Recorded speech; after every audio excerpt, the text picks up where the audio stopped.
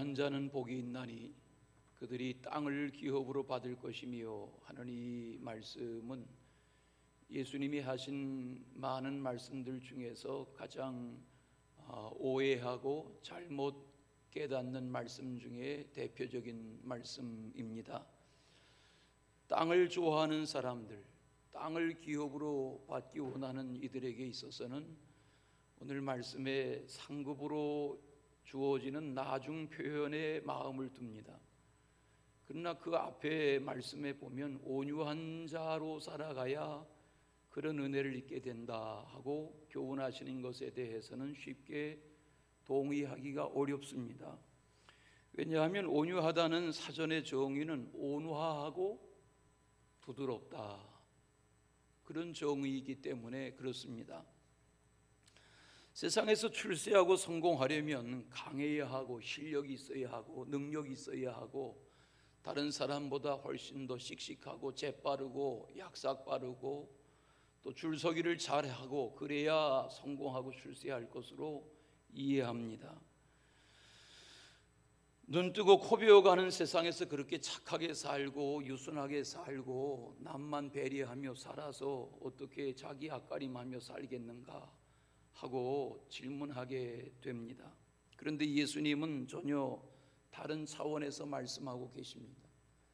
오늘 이 말씀을 새번역 성경으로 읽으면 온유한 사람은 복이 있다, 그들이 땅을 차지할 것이다, 그렇게 번역되어 있습니다. 여기 온유한 자라는 이 원래의 표현은 적극적인 사랑을 가지고 당하는 고통을 오래 참고 견디고 인내하며 온화하고 부드러운 마음으로 살아가는 사람, 그런 정의입니다. 온유의 반대는 사납게 살고 폭력을 행사하고 세상을 잔인하게 대하며 살아가는 사람이라 할 것입니다. 그런데 예수님은 온유함으로 죄와 어두움과 사망의 권세를 이기셨고 또 앞으로도 영원히 그 온유함으로 세상을 통치해 가실 것입니다. 온유하다는 단어를 들으면 우리는 대개 저 사람은 온유한 사람 이렇게 표현하면 얌전한 사람, 유순한 사람, 온순한 사람, 겸손한 사람, 참을성 있는 사람, 착한 사람, 부드러운 사람, 화를 좀처럼 잘 내지 않는 사람, 이렇게 이해할 수 있습니다. 그러나 온유한 사람이라고 말할 때 부정적인 느낌은 분명하지 못한 사람, 씩씩하지 못한 사람, 당차지 못한 사람, 당당하지 못한 사람, 힘이 없는 사람, 비굴한 사람, 우유부단한 사람, 이런 모습을 떠올리게 됩니다. 역사적으로 세상에 군림하던 왕이나 군대의 장수들은 다 강하고 공격적이고 침략적인 근성을 가지고 주변 나라들을 점령해 갔습니다.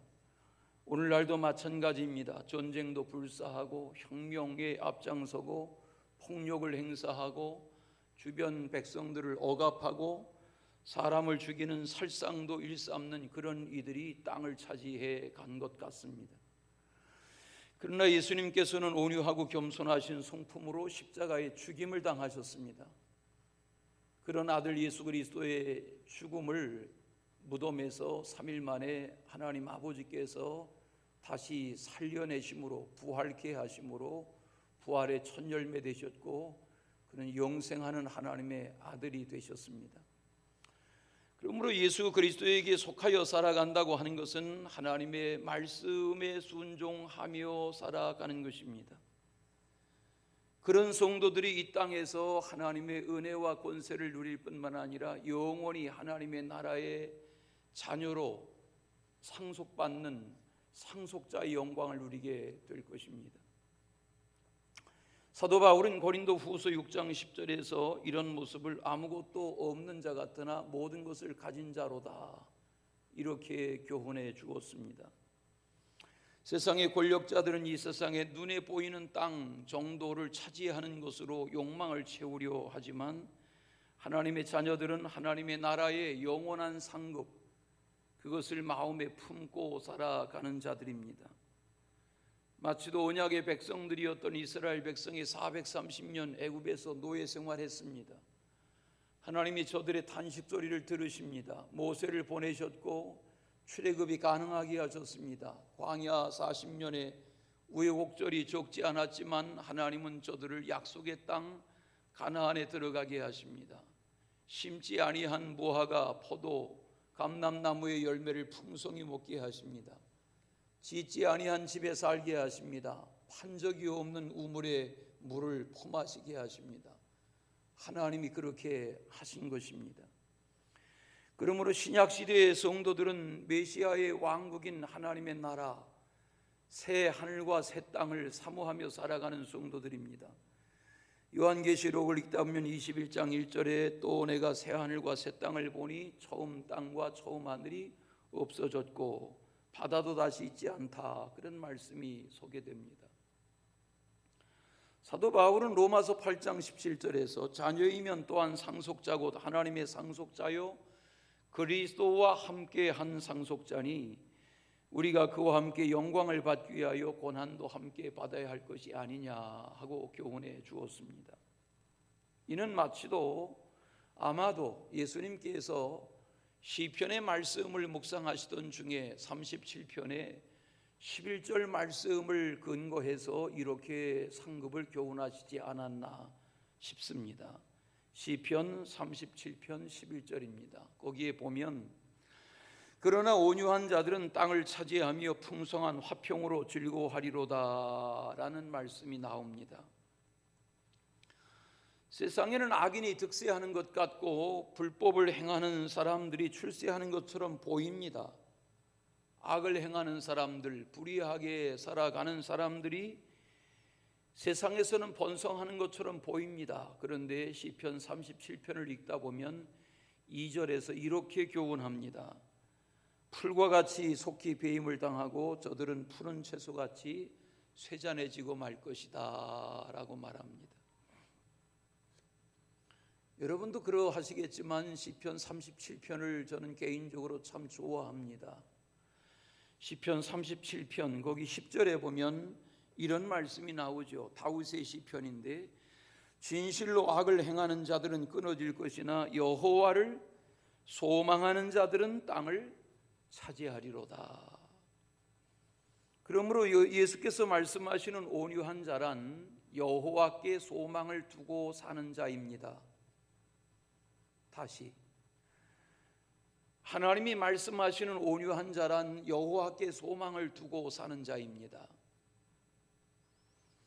잠시 후에 없어질 악인의 꾀를 쫓으려 하지 아니하고 우리 각 사람을 향하신 하나님의 뜻을 따라서 살아가고자 하는 자의 마음, 그것이 온유한 자의 마음입니다.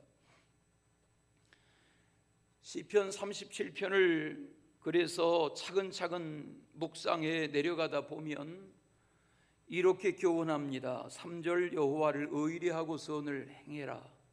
4절 여호와를 기뻐하라. 5절 내 길을 여호와께 맡기라. 7절 여호와 앞에 잠잠하고 참고 기다리라. 7절 후반절에 악한 꾀를 이루는 자 때문에 불평하지 말아라.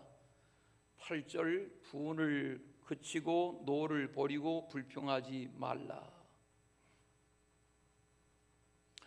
그러므로 온유한 자로 살아간다는 것은 어떤 역경, 어떤 환난을 당할지라도 선하신 하나님께서 하나님을 의지하는 백성을 하나님의 선하신 뜻대로 인도하시리라는 소망을 가지고 흔들리지 않는 믿음으로 살아가는 자들을 말합니다.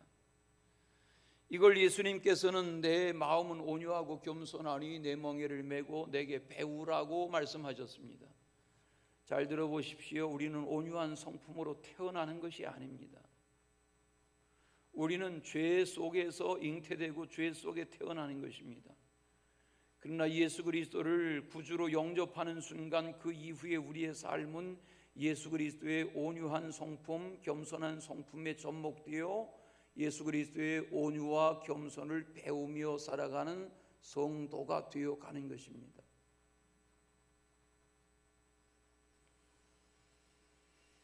야고보는 야고보서에서 온유한 자의 삶이 어떠하여야 하는가에 대해서 훨씬 더 구체적으로 교훈해 주고 있습니다. 야고보서 3장 13절입니다. 거기 보면 지혜와 총력이 있는 자는 그 선행으로 말미암아 지혜의 온유함, 거기 온유라는 표현이 나옵니다. 지혜의 온유함으로 그 행함을 보일지니라, 이렇게 가르쳐 줍니다. 세상을 온유하게 살아가지 못하는 자들의 특징이 있습니다. 야고보는 그런 내용들을 구체적으로 낱낱이 언급합니다. 야고보서 3장 14절 이하에 보면 너희 속에 독한 시기와 다툼이 있으면 안 된다. 또 진리를 거스려 거짓말하지 말아라. 또 이러한 지혜는 위로부터 내려온 것이 아니다. 시기하고 다투는 것은 땅 위의 것이요 정욕의 것이요 귀신의 것이다. 야고보서 3장 16절에 보니까 시기와 다툼이 있는 곳에는 혼란과 모든 악한 일이 있음이라, 이렇게 경고하고 있습니다. 야고보서 4장을 계속 읽어가다 보면 4장 1절에 싸움과 다툼이 어디서 나느냐, 몸 안에 싸우는 정욕으로부터 나는 것이 아니냐, 이렇게 질문합니다. 그리고 욕심을 내고 살인하고 시기하여도 얻지 못하는 것은 다투고 싸우기 때문이다. 정욕으로 쓰려고 잘못 구하면 아무리 구하여도 얻지 못한다, 이렇게 가르쳐 줍니다. 그러면서 잠언 3장 34절 말씀을 야고보가 4장 6절에서 인용합니다. 이런 말씀입니다. 하나님이 교만한 자를 물리치시고 겸손한 자에게 은혜를 주신다. 이게 잠언 3장을 찾아서 읽다 보면 32절에 하나님은 패역한 자를 미워하신다, 정직한 자에게 교통하신다, 그런 표현이 나옵니다. 정직한 자에게 교통하신다. 여기 교통하신다는 이 커뮤니언이라는 이 단어가 고린도후서 13장 13절에 나오는 교통입니다. 고린도후서 13장 13절을 아십니까? 이제는 우리 주 예수 그리스도의 은혜와 하나님 아버지의 사랑과 성령의 교통하심이 라고 말하는 예배의 축도에 인용되는 그 규절이 고린도후서 13장 13절이죠. 거기에 보면 성령의 교통하심이라는 표현이 나옵니다. 교통이라는 말이 뭔가, 이 커뮤니언이라는 말이 하나님과 소통한다는 말입니다. 오늘 우리가 이렇게 성찬을 준비하고 성찬을 곧 행할 것인데, 이 성찬을 영어로 홀리 커뮤니언이라고 합니다. 거룩한 교통이다. 예수님이 이 살과 피를 상징하는 떡과 포도주를 나누어 먹고 마시게 하시면서 잠시 후에 죽임당하실 예수님의 피로, 살로 설명해 주었습니다. 그리고 너희들이 이것을 먹고 마실 때마다, 떡과 포도주를 먹고 마실 때마다 장차 죽을 나의 죽음을 기념하라고 하셨습니다. 여기 이 교통이라는 표현이 잘 묵상되어져야 우리가 온유하신 하나님의 아들 예수 그리스도의 성품에 접목되어 살아가게 되는 것입니다. 왜냐하면 에덴 동산에 아담과 하와가 범죄하고 나니까 하나님과의 교통이 단절되었습니다. 하나님과의 교통이 두절되었습니다. 그래서 저들이 하나님의 동산인 에덴에서 나무 동산 숲 사이에 들어가 두려움으로 무서움으로 숨어버렸습니다. 이것이 교통이 끊긴 상태입니다. 잠언 3장을 읽다 보면 33절에 악인의 집에는 여호와의 저주가 있거니와 의인의 집에는 복이 있느니라는 말씀이 나옵니다. 이 말씀을 바꾸어서 표현하면 여기 의인의 집이란 표현을 온유한 자의 집이다 이렇게 바꾸어 묵상해 보면 악인의 집에는 여호와의 저주가 있거니와 온유한 자의 집에는 복이 있느니라 이렇게 묵상할 수 있습니다. 잠언 3장의 남은 구절들을 맞아 묵상하다 보면 33절, 34절, 35절에 오늘 말씀하신 예수님의 온유한 자가 복이 있다고 하는 이 말씀, 그런 자들에게 땅을 기업으로 주신다는 말씀의 근거와 같은 말씀이 거기 나옵니다. 잠언 3장 34절. 진실로 거만한 자를 비웃으시며 겸손한 자에게 은혜를 베푸시나니 지혜로운 자는 영광을 기업으로 받거니와. 은혜 지혜로운 자는 영광을 기업으로 받거니와 미련한 자의 영달함은 수치가 되느니라 그랬습니다. 종교 개혁자 중에 한 사람인 잔 칼뱅이라고 하지요. 잔 칼뱅은 온유한 부드러운 마음으로 살며 노하기를 더디하며 절제하는 마음이다, 그렇게 묵상했습니다. 예수님 오시기 400년 전의 인물이었던 아리스토텔레스는 온유한 상대방이 격하게 분노할 때 너그럽게 대하는 독성이다 그랬습니다. 역사적으로 보아도 권력자나 군대의 장수들은 칼과 창을 동원하고 군대를 동원해서 자신들의 무력을 행사하고 자신들의 야욕을 성취하려고 했습니다. 그러나 예수님께서는 온유하심으로 만국을 통일하시고 만국에 군림하시는 평화의 왕이 되셨습니다. 온유함으로. 마태복음 21장을 읽다 보면 5절에 새끼 나귀를 타고 예루살렘에 입성하기 위해서 들어가시기 전에 2명의 제자들을 벳바게라는 마을로 보내셔서 매여 있는 나귀와 그 새끼를 보거든 풀어오라, 그런 말씀이 나옵니다. 우리 사순절 새벽 말씀 묵상 중에 내일과 모레의 말씀 묵상 분량이 누가복음의 그 내용입니다. 그런데 그 말씀을 마태복음 21장에서 읽다 보면 거기 그 말씀의 장면에 스가랴, 구약의 스가랴는 말라기 바로 앞에 스가랴가 있죠. 스가랴 9장 9절의 말씀을 그대로 인용하는 말씀이 거기 마태복음 거기에 나옵니다. 겸손하여서 나귀를 타시나니 나귀의 작은 것 곧 나귀 새끼니라. 거기 겸손이란 단어를 다른 성경에 보면 온유하여서 이렇게 번역한 것을 봅니다. 여기 겸손이란 단어가 온유를 의미합니다. 오늘 본문으로 함께 읽으신 마태복음 11장 29절에 보면 예수님이 나는 마음이 온유하고 겸손하다 그러셨습니다. 예수님이 나는 마음이 온유하고 겸손하다. 여러분의 이름을 넣어서 그 말씀에 그 이름을 넣어서 여러분을 표현해 보십시오. 나 아무개는 마음이 온유하고 겸손하다. 그러면 동의가 되시나요? 그렇게 자기 자신이 시인이 되시나요? 그런데 예수님은 뭐라고 말씀하시냐면 나는 마음이 온유하고 겸손하니 내 멍에를 메고 내게 배우라, 이렇게 가르쳐 주십니다. 그러므로 우리는 태생적으로 온유한 것이 아니라 온유를 주님에게서 배워야 하는 겁니다. 겸손을 배워야 하는 것입니다. 예수님이라면 어떻게 하실까라는 찰스 쉘돈의 책을 가끔씩 소개하고는 합니다. 이 찰스 쉘돈 목사님은 미국의 뉴욕 주에서 태어났습니다. 명문 브라운 대학을 마치고 신학교를 졸업했습니다. 회중교회의 목사가 됐습니다. 저는 사회복지에도 관심을 많이 가졌습니다.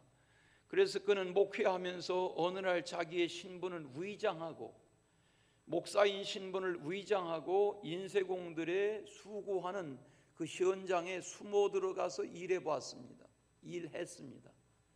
그러면서 이 사회라는 것이 처처의 미국이라는 나라가 이렇게 교회가 많고 주일이면 예배당이 꽉꽉 차지만 과거에 사회라는 것이 대단히 교회에서 강조하는 하나님의 말씀과는 괴리가 많은 이중적인 모습으로 세상이 돌아가고 있구나 하는 악의 면모를 보게 됐습니다. 그러면서 그때 자기의 사회생활의 체험을 바탕으로 써내려간 그런 근거 있는 사례가 넘치는 책의 내용이 예수님이라면 어떻게 하실까라는 책입니다. 개인적으로 혹은 가정에서 가족들과 더불어, 혹은 날마다 출근하는 직장의 위아래 주변 동료들 사이에서, 혹은 여러분의 사업하시고 장사하시는 사업의 거래처와의 관계에서 우리의 생각, 판단, 말, 결정, 행동, 모든 것이 예수님이라면 이때 어떻게 하실까라고 질문하면서 생활에 나아가는 성도의 모습이어야 예수님에게서 배우는 것입니다.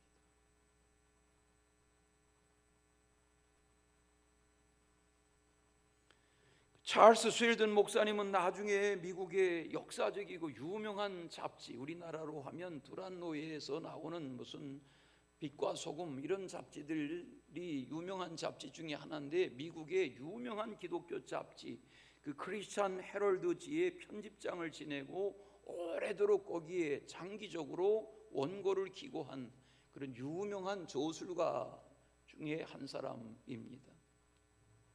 그러므로 온유라는 것은 겸손이라는 것과 함께 자기 자신을 낮추는 정도가 아니라 성품적으로 온유하고, 성품적으로 온화하고, 성품적으로 부드러워서 허세를 부리지 않는 걸 말합니다. 베드로는 그의 첫 편지인 베드로전서 3장 4절에서 오직 마음에 숨은 사람을 온유하고, 거기 온유란 표현을 씁니다. 신약 성경에 온유라는 단어가 4번 나옵니다. 그 중에 2번이 오늘 읽은 본문입니다. 그 중에 하나인 베드로전서 3장 4절에 오직 마음에 숨은 사람을 온유하고 안정된 심령에 썩지 아니할 것으로 하라. 거기 온유라는 표현을 말하는데, 그 말씀을 앞뒤로 읽다 보면 이것은 남편을 대하는 아내의 마음을 설명하면서 인용한 표현입니다. 그러나 우리는 남편을 대하는 아내의 마음에만 온유가 있어야 하는 것이 아니라 세상을 살아가는 우리 모두의 성품에 온유가 있어야 합니다.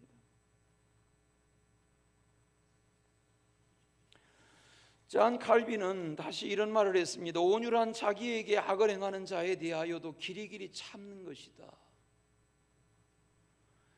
예수님께서는 그런 온유와 겸손으로 십자가의 조롱, 수치, 부끄러움, 고난을 다 감내하시고 참으시고 견디시고 마지막 좌편 강도의 조롱까지 다 참으시고 죽으셨습니다.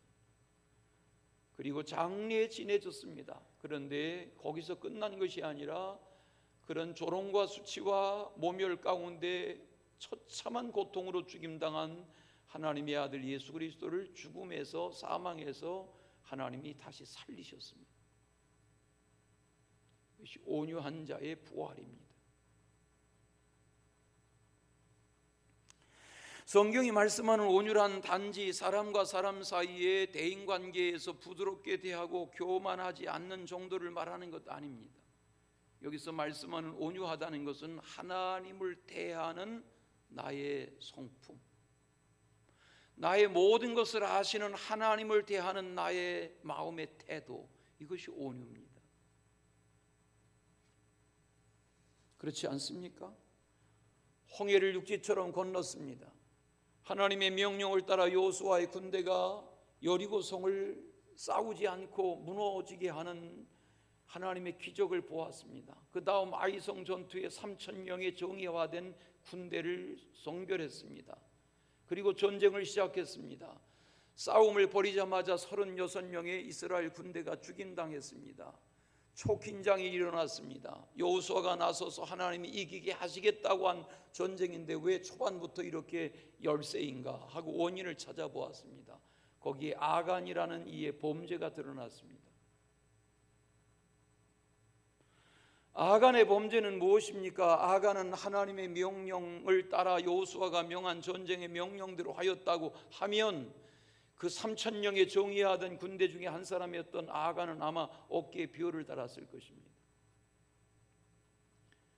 그러나 하나님의 말씀에 순종하지 아니하고 여호수아의 명을 함부로 여겼던 전쟁의 범죄자, 전쟁 중에 신할산의 외투를, 전쟁 중에 은덩어리, 금덩어리를 훔쳐다가 그것을 자기의 장막에 땅을 파고 감추어 두었던 아간의 범죄가 드러났고, 하나님의 명령을 어긴 아간과 그의 가족은 여호수아의 군대에 의해서 끌려가서 아골 골짜기에 거기에 돌에 맞아 죽고 불에 태워 죽임을 당했습니다.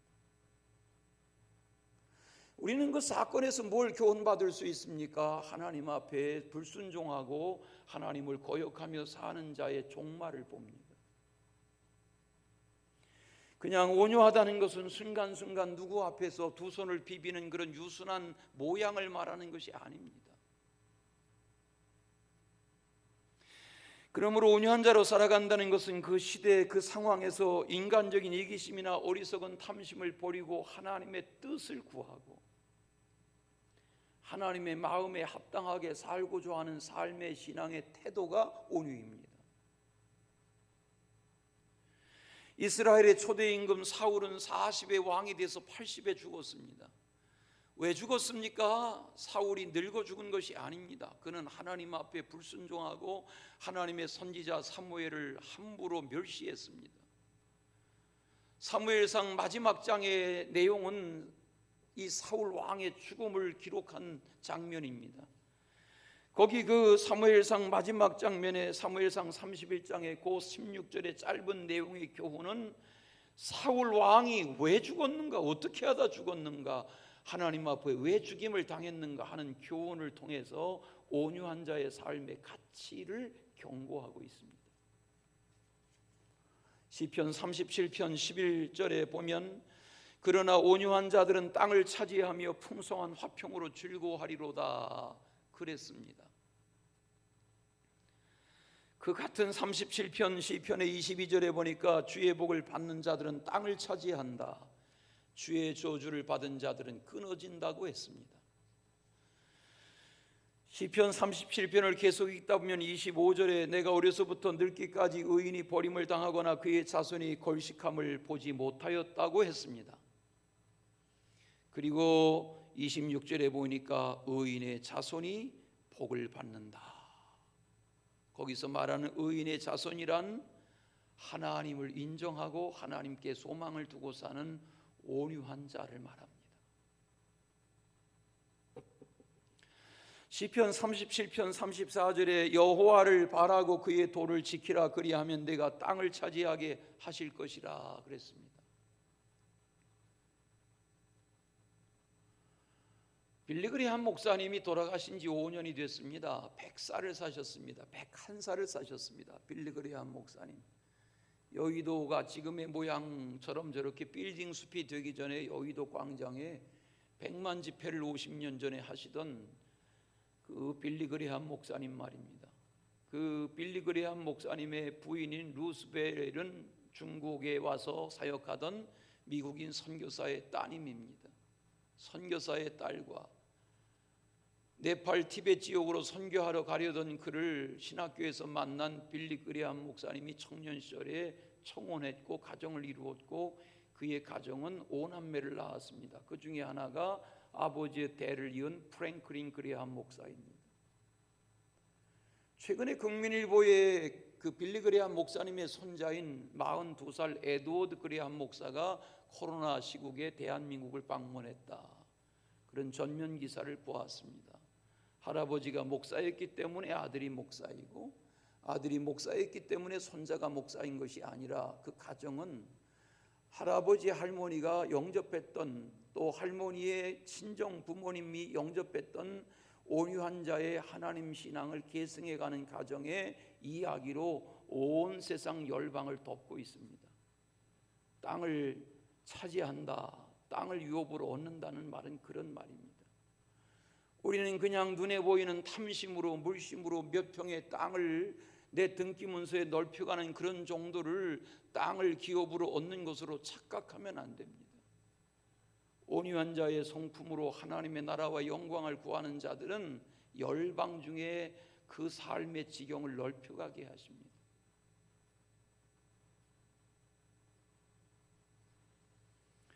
눈에 보이는 내 나라, 내 눈에 보이는 내 동네 땅 몇 마지기 넓혀가는 것, 부동산 몇 마지기 넓혀가는 것, 빌딩 몇 채 더 가져가는 것, 그런 정도의 소유를 말씀하는 상급이 아닙니다. 온유한 자는 복이 있다. 저들은 땅을 기업으로 누릴 것이다 하는 말은 하나님의 영광을 존귀하게 드러나며 이 세상에서 거침이 없는 삶을 살다가 하나님의 나라의 존영을 누리는 영생하는 하나님의 나라의 권세 있는 하나님의 자녀들이 되게 하시는 것입니다. 그렇지 않습니까? 여러분, 저는 제 이름으로 땅 한 평도 없습니다. 집 한 칸도 없습니다. 그렇다고 해서 누가 저를 거지 취급합니까?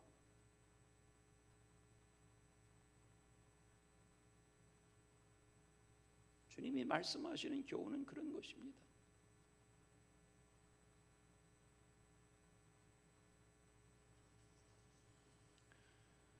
온유하고 겸손하신 주님께서 지게 하시는 멍에를 메고 그분에게 배우는 삶을 통해서 여러분의 삶의 영역이 열방 중에 넓혀지고 우리의 자손들의 삶의 영역이 눈에 보이는 물권의 물심의 마음을 빼앗겨서 탐심의 지배를 받는 자들이 아니라 열방을 섬겨가는 그런 은혜의 주인공들이 되시기를 바랍니다. 사랑의 주 하나님 아버지, 오늘 우리에게 복음을 알게 하시고 진리를 깨닫게 하시니 감사합니다. 온유한 자는 복이 있다. 저들이 땅을 기업으로 누릴 것이라 말씀하신 그 가치 있는 삶의 교훈을 깨달아 참 하나님의 사람다운 삶을 살아갈 수 있도록 인쳐 주시옵소서. 예수 그리스도 이름으로 기도하옵나이다. 아멘.